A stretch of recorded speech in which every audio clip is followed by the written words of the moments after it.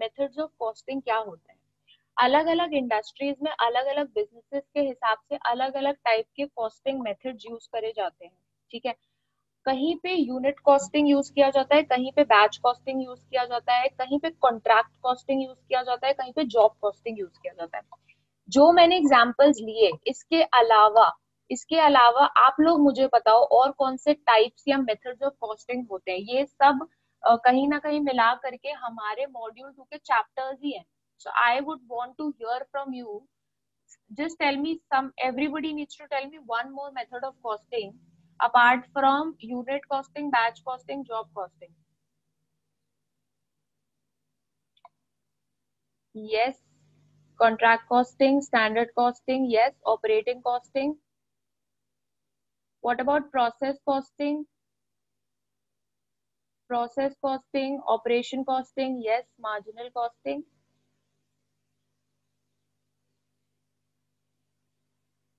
Yes, Mrityunjay, job costing. Okay, great. So अलग अलग type के मेथड्स होते हैं कि हम कैसे किसी प्रोडक्ट की कॉस्ट को निकाल सकते हैं। So the term methods of costing can be used to refer to the different processes or procedures employed for the determination and presentation of cost. Different industries की वजह से हमें ये different methods अपनाने पड़ते हैं। अब जैसे मान लो कोई इंडस्ट्री है जो नॉर्मली सिर्फ पेन मैन्युफैक्चर करती है, ठीक है, तो उसका तो हम कॉस्ट नॉर्मली वैसे ही निकाल सकते हैं कि डायरेक्ट मटेरियल ये था, डायरेक्ट वेजेस ये था, और हमारे डायरेक्ट एक्सपेंसेस ये थे और ओवरहेड्स ये थे, and we derive the total cost. ठीक है, बट अब ऐसा कुछ है कि मान लो कोई पर्टिकुलर वेंडर है जो कि जॉब वर्क करता है, कस्टमर उसको ये चीज बताता है कि जैसे फर्नीचर, अगर मैं फर्नीचर की बात करूं, तो फर्नीचर्स के केस में क्या होता है, कस्टमर हमेशा स्पेसिफिकेशंस देता है। अगर वो अपने लिए फर्नीचर बनवा रहा होता है तो वो बताता है कि मुझे उसमें जो लकड़ी है वो ऐसे चाहिए, मुझे उसका शेप ऐसे चाहिए, मुझे उस पे जो कवर आप लगाओगे सोफे पे वो ऐसा चाहिए, ठीक है, मुझे उसका कलर कैसा चाहिए। तो जब भी हम कोई काम अकॉर्डिंग टू कस्टमर स्पेसिफिकेशंस करते हैं, उसको मैं बोलती हूँ जॉब कॉस्टिंग, जिसमें कस्टमर हमें अपनी स्पेसिफिकेशंस बताता है और हम उसके हिसाब से काम करते हैं। Then I call it job costing. जब भी मेरे दिमाग में जॉब कॉस्टिंग आता है, मेरे दिमाग में कस्टमर स्पेसिफिकेशंस कीवर्ड आना चाहिए। So if you are writing it down in your concept and formula register, because मैं अभी एक एक करके एक बार ब्रीफ में आपको सारे टाइप्स ऑफ कॉस्टिंग बताऊंगी, तो जॉब कॉस्टिंग को लिखने के बाद कस्टमर स्पेसिफिकेशंस वर्ड जरूर लिखना।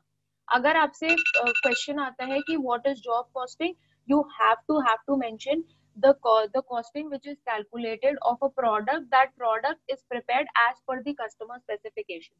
ठीक है, सो दो दो हेड्स में हम सारे हमारे जितने भी मेथड्स ऑफ कॉस्टिंग है उसको डिवाइड करते हैं। एक तो हो जाता है हमारा प्रिंसिपल्स ऑफ जॉब कॉस्टिंग जिसपे अप्लाई होते हैं, दूसरा हमारा मेथड्स होता है which is based on principles of process costing. So यहाँ पे ये कह रहे हैं कि ब्रॉडली हम दो हेड्स में क्लासिफाई करते हैं, एक तो जॉब कॉस्टिंग के हेड में क्लासिफाई करते हैं और दूसरा प्रोसेस कॉस्टिंग के हेड में क्लासिफाई करते हैं सारे मेथड्स ऑफ कॉस्टिंग को। अब हम देखते हैं कि हम जॉब कॉस्टिंग के प्रिंसिपल्स के हिसाब से किनको क्लासिफाई करते हैं। तो सबसे पहला तो ये आप देखोगे, ये जो फोर्थ बुलेट आ रहा है, सबसे पहला तो हो गया मेरा जॉब कॉस्टिंग। ठीक है, जो मैंने आपको बताया कि we are working according to the customer specification. Next is हमारा कॉन्ट्रैक्ट कॉस्टिंग। ठीक है, कॉन्ट्रैक्ट कॉस्टिंग मतलब कि मुझे किसी चीज का, किसी बड़े काम का कॉन्ट्रैक्ट दे दिया गया है और मुझे उस कॉन्ट्रैक्ट को पूरा करना है।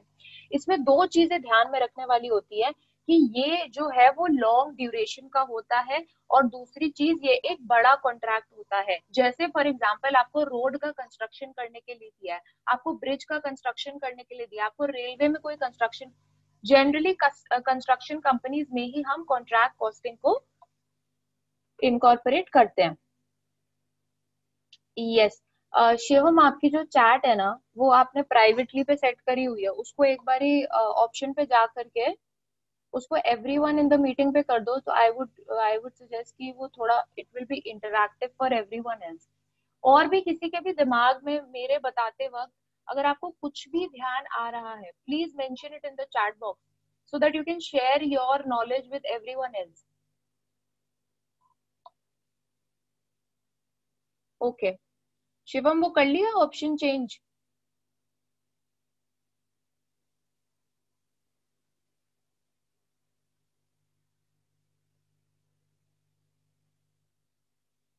सो जो, यस शिवम, हो गया हो गया। परफेक्ट। सो जो तीन कॉस्टिंग की मैं बात कर रही हूँ जो कि प्रिंसिपल्स ऑफ जॉब कॉस्टिंग में आती है, जॉब कॉस्टिंग हो गई पहली, कॉन्ट्रैक्ट कॉस्टिंग हो गई दूसरी जो मैंने आपको बताया, और बैच कॉस्टिंग हो गई। बैच क्या होता है? जब मैं कोई भी सामान लॉट्स में प्रोड्यूस कर रही हूँ, ठीक है, जैसे मैं बिस्किट्स बनाती हूँ, मैं एक एक बिस्किट तो नहीं बनाती हूँ ना, मेरी मशीन ऐसे नहीं करती है। जो भी बिस्किट फैक्ट्री होती है, इट डजेंट वर्क लाइक कि मैं एक बिस्किट एक टाइम पे बना रही हूँ, नहीं। The biscuits are produced in batches. ठीक है, बैचेस मतलब कि लॉट्स में बनाते हैं। अगर मान लो पेन इंडस्ट्री है, तो वो लोग एक एक पेन नहीं बनाते हैं, वो लोग बैचेस में बनाते हैं, क्योंकि वो सेम टाइप के प्रोडक्ट्स होते हैं जिनकी सेम टाइप की कॉस्ट होती है, तो वो उनको आराम से बैचेस में बना सकते हैं। अगर मैं किसी पर बैच का कॉस्ट कैलकुलेट कर रही हूँ, I will call that batch costing. Yes Shivam, yes. Perfect example is of course medicine. जैसे क्रोसिन हो गई या कोई भी पैरासिटामोल हो गई, बैचेस में बनाते हैं, एक एक नहीं बनाते हैं, क्योंकि वो कोई यूनिक प्रेपरेशन नहीं है कि मेरे को ये इस हिसाब से बनानी है, इस कस्टमर के हिसाब से बनानी है, ऐसा नहीं होता है। मैं उसको बैच में आराम से पूरे लॉट के लिए बना सकती हूँ। एक चीज इसको याद करने के लिए कि कौन से मेरे ऐसे प्रिंसिपल्स होते हैं जॉब कॉस्टिंग के, job costing, contract costing and batch costing, so you can memorize it using this memory technique called JCB. So job, contract and batch. So JCB. So some of the methods which are based on the principles of process costing, वो हो गए मेरे process costing, operation costing, departmental costing, single या unit costing, operating, operating costing को मैं service costing भी बोल सकती हूँ, एंड मल्टीपल और कॉम्पोजिट कॉस्टिंग। अब कई बार एग्जाम में कंफ्यूजन होता है, बिकॉज आपसे पूछ लिया जाएगा what do you mean by operating costing. ठीक है, अब आपको लगेगा ऑपरेटिंग कॉस्टिंग, कहीं ये मुझसे ऑपरेशन कॉस्टिंग ना पूछ रहे हो। But you need to remember this कि ऑपरेटिंग, ऑपरेटिव, वर्किंग, सर्विस, ये सारे सर्विस कॉस्टिंग के ही नाम है अलग अलग। देन प्रोसेस कॉस्टिंग इज जब हम किसी प्रोसेस वाइज हम निकाल रहे होते हैं। सो क्या होता है, जैसे ऑटोमोबाइल इंडस्ट्री की मैं बात करूँ, so there are different different processes that I follow। अगर मैं टेक्निकल टर्म्स में बात करूँ, तो फर्स्ट पार्ट प्रोडक्शन का एक प्रोसेस होता है जिसमें हम छोटे छोटे पार्ट्स बनाते हैं। Then the next process is the assembly process. So first you need to take out the cost of the part production, then you need to take out the cost of the assembly department. Okay. And same ways I would talk about operation costing, service costing. So operation costing is जो छोटे छोटे operations हम करते हैं, जैसे bicycle का handle banana is a process that I am doing, but उस handle को बनाने के लिए मैं कुछ operations करती हूँ। मैं मोल्डिंग करती हूँ, मैं मेल्टिंग करती हूँ, तो वो सारे हो गए मेरे ऑपरेशन। तो जब मैं उन ऑपरेशंस का कॉस्ट निकाल निकाल के सम अप करती हूँ, आई call it operation costing. Departmental costing is एक पर्टिकुलर डिपार्टमेंट का कॉस्ट निकालना। सिंगल और यूनिट और output costing is the simplest. एक पेन का अगर मेरे को कॉस्ट निकालना है, ठीक है, तो उस पेन में कितना मटेरियल लगा था, उसमें कितना लेबर लगा था, और उसमें कितना मेरा वो लगा था, एक्सपेंसेस लगे थे या मेरे ओवरहेड्स लगे थे। Then service costing, you all must be knowing, जो भी सर्विसेज प्रोवाइड कर रहे हैं, जैसे मेनली ट्रैवल सर्विसेज में हम जैसे if you need to take out in composite units, passenger kilometers में हम निकालना चाह रहे हैं, ठीक है, तो इस टाइप की चीजों के लिए हम सर्विस कॉस्टिंग यूज करते हैं। सर्विस कॉस्टिंग को भी हम डीपली आगे कवर करेंगे। देन मल्टीपल और composite costing is the last one, जिसमें हम दो या उससे ज्यादा मेथड्स ऑफ कॉस्टिंग को कंबाइन करते हैं, we call it multiple costing. So how can you memorize this? Is sum of OPD. S stands for single. U stands for over here. Okay. Okay. U stands for unit, and S stands for service. Then M stands for multiple, and O for operation, P for process, and D for departmental. So this is how you can memorize these particular types of costing. Sum of OPD आपके study material में भी है, ठीक है। So moving on to the next one.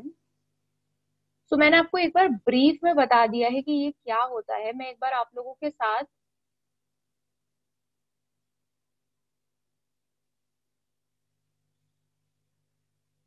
Yes, so Rahul has mentioned कि बच्चों को भी बैच में पढ़ाते हैं, कॉस्टिंग एक एक बच्चे की अलग थोड़ी ना होती है. Yes, right, you are absolutely right, identical cost होती है and of course they are the same for me, है ना. ऐसा नहीं है कि किसी का स्पेसिफिकेशन कुछ और है. I am teaching everybody with the same features, so of course that is also you can say कि मैं बैचेस में पढ़ा रही हूँ.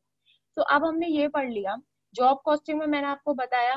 अब आप, सिर्फ मैं आपको ये बताती जा रही हूँ कि आप हर टाइप ऑफ कॉस्टिंग का हेडिंग लिखोगे अपने कॉन्सेप्ट एंड फॉर्मूला रजिस्टर में, और उसके आगे आप क्या लिखोगे. ठीक है. तो job costing specific order costing होती है. ठीक है, दैट इज वन थिंग. कोई स्टैंडर्ड प्रोडक्ट हम उसमें नहीं बनाते हैं. So no standard product, so no standard product is prepared. ठीक है. फिर हर जॉब दूसरी जॉब से डिफरेंट होता है. Each job is different from the others. जो जॉब है वो according to specifications of the customer किया जाता है. So customer specifications is another keyword that you should mention. Then of course job जो है वो एक शॉर्ट टाइम उसको लगता है कंप्लीशन के लिए. इसके आप कुछ एक दो एग्जांपल्स और लिख लेना. सो बेसिकली आपने क्या क्या लिखा कि हम स्टैंडर्ड प्रोडक्ट नहीं बनाते हैं. ठीक है. फिर each job is different from the others is another keyword. And third thing is customer specifications के हिसाब से करते हैं. शॉर्ट टाइम फॉर कंप्लीशन लिख सकते हो, नहीं भी लिख सकते हो, वो इतना इंपॉर्टेंट नहीं है. ठीक है.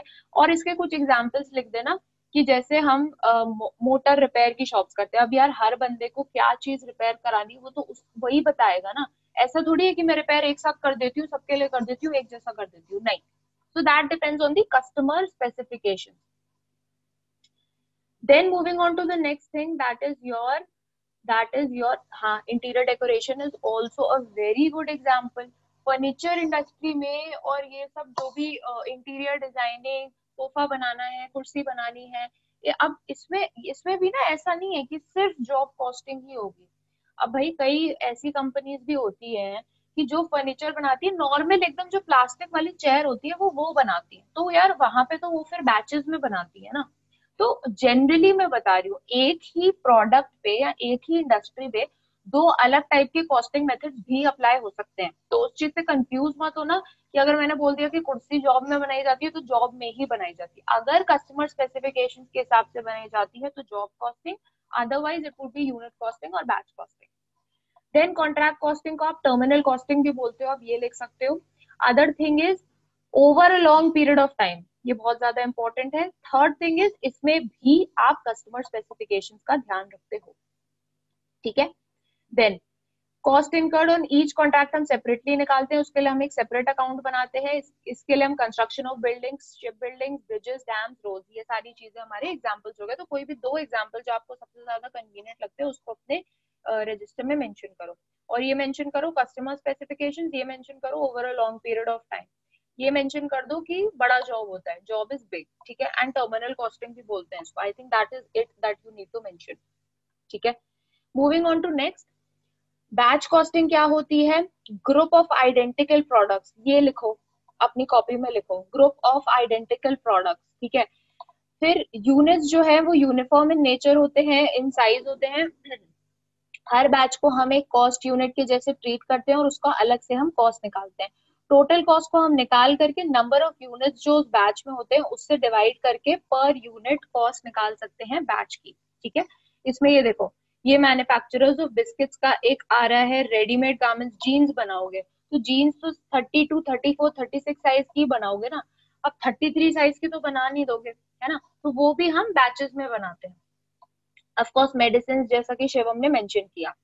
सो इसमें आपको सिर्फ group of identical products mention करने की जरूरत है. दूसरी चीज जो आप मेंशन कर सकते हो कि आप उसकी total cost of a batch ascertain करते हो और उसको डिवाइड करते हो नंबर ऑफ यूनिट्स के हिसाब से.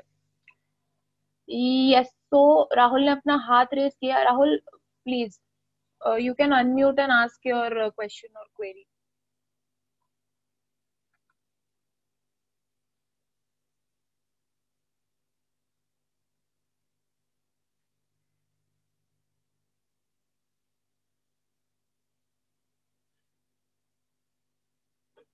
Rahul, the question is there on the chat box. You want me to answer that? वही वाले क्वेश्चन के लिए you were raising your hand.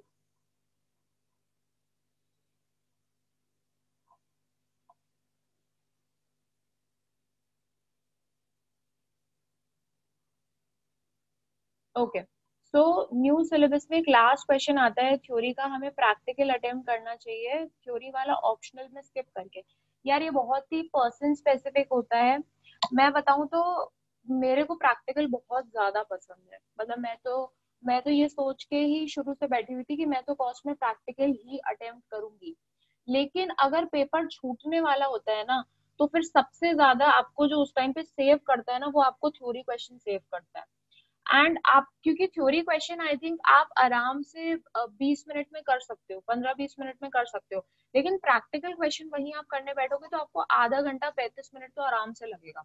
ठीक है, पूरे अगर मैं क्वेश्चन की बात करूँ तो it is a type of a saviour. तो अगर आपको स्पीड में प्रॉब्लम आ रही है, या फिर उस टाइम पे पेपर आईसीआई वालों ने जबरदस्ती बहुत लेंदी बना दी है, तो फिर आपको थ्योरी क्वेश्चन अटेम्प्ट करना पड़ता है, क्योंकि आपको लगता है चलो मेरे कुछ तो मार्क्स आ जाए, रादर देन मैं पूरा क्वेश्चन ही छोड़ दूं। और दूसरी चीज, ये सारी चीजें जो मैं बता रही हूँ राहुल, ये थ्योरी आपको लग रही है कि मैं आपको थ्योरी के सेंस में पढ़ा रही हूँ, बट नहीं, बिकॉज इनके आगे चैप्टर्स भी आने हैं, so you should be absolutely clear about the costing methods. Of course ये थ्योरी में भी आ सकता है, यू नेवर नो, बट इसकी conceptual clarity I think is the base. और थ्योरी यार पूरे पूरे पैराग्राफ्स हमें नहीं याद करने होते थ्योरी में। जब मैं आपको जो कॉन्सेप्ट एंड फॉर्मूला रजिस्टर बनवा रही हूँ, और उसमें मैं जो आपको हर कॉस्टिंग के मेथड के लिए एक एक दो दो तीन तीन फ्रेजेस लिखवा रही हूँ, वो इसीलिए है ताकि आप बस वो नाम पढ़ो, हेडिंग पढ़ो, और वो फ्रेजेस पढ़ो, और उसको उसको याद कर लो, that's it. So you don't have to remember. अब यार पूरे पूरे सेंटेंसेस याद करने का कोई सेंस नहीं होता है, तो सिर्फ और सिर्फ वो कीवर्ड्स या वो फ्रेजेस, उनको याद कर लो। ब्लैक हेडिंग और जो दो तीन चीजें मैं एक्स्ट्रा बता रही हूँ कि ये नोट कर लो, ये नोट कर लो बस। जैसे मैंने जॉब कॉस्टिंग में बताया कि कस्टमर स्पेसिफिकेशंस लिख लो, क्योंकि वो मेंशन करना जरूरी है। कॉन्ट्रैक्ट कॉस्टिंग में over a long period of time mention करना जरूरी है। ठीक है, इस तरीके से। देन प्रोसेस कॉस्टिंग हमारी कंटिन्यूअस कॉस्टिंग होती है। रॉ मटेरियल पास करता है थ्रू डिफरेंट प्रोसेसेस। एक रॉ मटेरियल आया, वो पहले पहली एक प्रोसेस से उसने पास ऑन किया, फिर उस प्रोसेस 2 पे गया, फिर उस पे वो थोड़ा और रिफाइनिंग करी, फिर प्रोसेस 3 पे गया, फिर उस पे थोड़ी और रिफाइनिंग करी। तो ये हो गया मेरा अलग अलग प्रोसेसेस एक रॉ मटेरियल पे करे जा रहे हैं, और उसको फिनिश प्रोडक्ट में कन्वर्ट किया जा रहा है। ठीक है, so in other words finished product of one process becomes the raw material for the subsequent process. Costing जो है is used in such industries. एक सेपरेट अकाउंट इसके लिए भी प्रिपेयर किया जाता है, वो हम आगे प्रोसेस कॉस्टिंग में कवर करेंगे।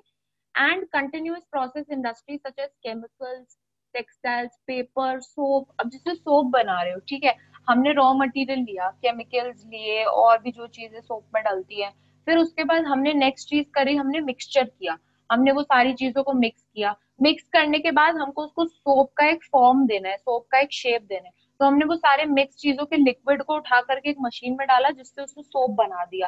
फिर उसके बाद हमें सोप को एक कलर देना, तो फिर हमने उसको कलरिंग सेक्शन में ले गया, तो फिर उस पर कलरिंग का प्रोसेस हुआ।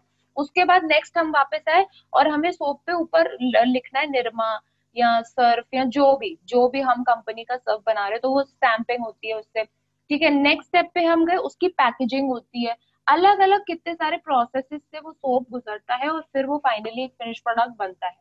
So that is what is process costing. Then unit costing, of course जो हम मेजरली इस चैप्टर में कवर करने वाले हैं, सिंगल कॉस्टिंग, आउटपुट कॉस्टिंग भी बोलते हैं। इसमें देखो, ये एक जो मैंने रेड में किया हुआ है ना, इसको जरूर लिख लेना अपनी कॉपी में। Output produce is identical and each unit requires identical cost. Cost per unit of output such as per ton, per barrel, per kilogram, per metre, per quintal में हम इसको एसिटेन करते हैं। माइंस में, ऑयल ड्रिलिंग यूनिट्स में, cement में, brick works में, unit manufacturing cycles में हमारा यूनिट कॉस्टिंग का इस्तेमाल होता है। ठीक है, why do we do this? To ascertain the total cost as well as the cost per unit. Okay, जहाँ पे प्रोडक्शन, एक चीज और बहुत important, where production is continuous, where production is continuous is another important key word to be mention जब unit costing के बारे में पूछा जाएगा, या फिर जब यूनिट कॉस्टिंग के बारे में आप पढ़ोगे। ठीक है, then where only one product और फ्यू प्रोडक्ट ऑफ सिमिलर। ठीक है, या तो एक ही प्रोडक्ट बन रहा है, या फिर सिमिलर टाइप के जरा से कुछ प्रोडक्ट्स बन रहे हैं। जो कि सिर्फ और सिर्फ साइज में या शेप में या क्वालिटी में वेरी करेंगे, but product is identical and each unit requires identical cost is the main keyword over here. Service costing हम सबको पता है, सर्विस इंडस्ट्रीज में ये चीज यूज करते हैं, रेलवेज, एयरवेज, रोड ट्रांसपोर्ट, ठीक है, we will cover this in detail in future. Next moving on to operation costing, जैसा कि मैंने बताया कि it is a more detailed application of process costing. हर प्रोसेस में अलग अलग ऑपरेशन होते हैं, हर उस ऑपरेशन का अगर मैं कॉस्ट निकाल करके उसको जोड़ रही हूँ तो मेरा टोटल कॉस्ट निकल के आता है। So costing by every operation, this method is used where there is mass production of repetitive nature involving a number of operations। जहाँ पे बहुत सारे ऑपरेशन होते हैं वहां पे हम इसको यूज कर सकते हैं, कॉस्ट ऑफ ईच ऑपरेशन निकालते हैं, ठीक है, और फिर उसको हम सारे ऑपरेशन के कॉस्ट को ऐड कर देते हैं। अब जैसे मैंने ये बताया था, manufacture of handles for bicycles involves a number of operations. Steel sheets को कट करो, मोल्ड करो, मशीनिंग करो, फाइनली पॉलिशिंग करो, ये सारे अलग अलग ऑपरेशंस है, ठीक है। Then multiple costing, it is a combination of two or more of the above methods of costing. और ये उन इंडस्ट्रीज में जहाँ पे several parts are produce separately and assembled to a single product, वहाँ पे मल्टीपल कॉस्टिंग यूज होती है, क्योंकि बहुत सारे प्रोडक्ट्स हम एक साथ मैन्युफैक्चर कर रहे हैं अलग अलग टाइप के, और फिर हम उन सबको साथ में, जैसे गाड़ी, गाड़ी बनाने में सोचो कितने हजारों प्रोडक्ट्स लगते हैं। कुछ ऐसे प्रोडक्ट्स हैं जो हम डायरेक्टली बाहर से इंपोर्ट करते हैं, कुछ ऐसे प्रोडक्ट्स हैं जो हम लोकल वेंडर से परचेज करते हैं, कुछ ऐसे प्रोडक्ट्स हैं जो हम इन हाउस अपनी फैक्ट्री में मैन्युफैक्चर करते हैं। उन सारे प्रोडक्ट्स को हम मिला करके एक प्रोडक्ट बनाते हैं, कुछ प्रोडक्ट्स को मिला के दूसरा प्रोडक्ट बनाते हैं, उन दो प्रोडक्ट्स को जोड़ करके एक बनाते हैं। मतलब इतनी सारी चीजें होती है ना गाड़ी बनाने में। तो कहीं पे हम उसमें यूनिट कॉस्टिंग से कैलकुलेट कर रहे हैं, कहीं पे बैच कॉस्टिंग से कैलकुलेट कर रहे हैं जो बैचेस में प्रोड्यूस हो रहा है, कहीं पे हम उसमें जॉब कॉस्टिंग से कर रहे हैं, हो सकता है कोई पर्टिकुलर कस्टमर की स्पेसिफिकेशन हो। So that is what I call as multiple costing. So there is a question, job costing में पर जॉब दैट इज पर पीस कॉस्ट निकालनी है, and in batch costing cost per batch, total cost for units produced in that batch. हाँ बिल्कुल सही कह रहे हो, बट क्वेश्चन में जो बैच कॉस्टिंग के बारे में पूछा जा रहा है, बिल्कुल पर बैच तो प्रायोरिटी है मतलब क्वेश्चन की, ठीक है। बट हाँ उसमें ये भी पूछा जा सकता है कि पर यूनिट भी बता दो कितना निकलेगा। तो पर यूनिट निकालने के लिए बस जो total cost of the batch चाहिए divided by number of units in that batch, उससे डिवाइड करके आप cost per unit in that batch निकाल सकते हो। एंड यस, जॉब कॉस्टिंग में एक जॉब से रिलेटेड आपका कितना कॉस्ट, जॉब कॉस्टिंग में कभी भी पर यूनिट मेरे ख्याल से वो कभी नहीं पूछेंगे, क्योंकि जॉब कॉस्टिंग में पर यूनिट का कोई रेलेवेंस ही नहीं होता है, ठीक है। या तो उसमें हम एक ही चीज पे वर्क कर रहे होते हैं वो चीज, और अगर स्पेसिफिकली भी मान लो अगर किसी कस्टमर ने बोला है कि भाई तुम मुझे 20 चेयर्स बना के दो और इस तरीके से बना करके दो, तो कोई सेंस ही नहीं बनता कि मैं उसमें यूनिट प्राइस निकालूं, ठीक है, क्योंकि मैं उस यूनिट प्राइस को किसी भी और जॉब की कॉस्टिंग निकालने में यूज ही नहीं कर सकती हूँ। मेरे मेरे को कस्टमर से क्या लेना है, पूरे जॉब का कॉस्ट का प्लस प्रॉफिट करके जितना मेरा बनता है, ठीक है। तो पर यूनिट का ना मेरे को कोई यूज है, ना मुझे दूसरे जॉब की कॉस्टिंग निकालने में उसका कोई यूज आएगा, क्योंकि हर जॉब अलग अलग टाइप का होता है, ठीक है। So I hope guys today's session was fruitful. Any suggestions are most welcome from you all.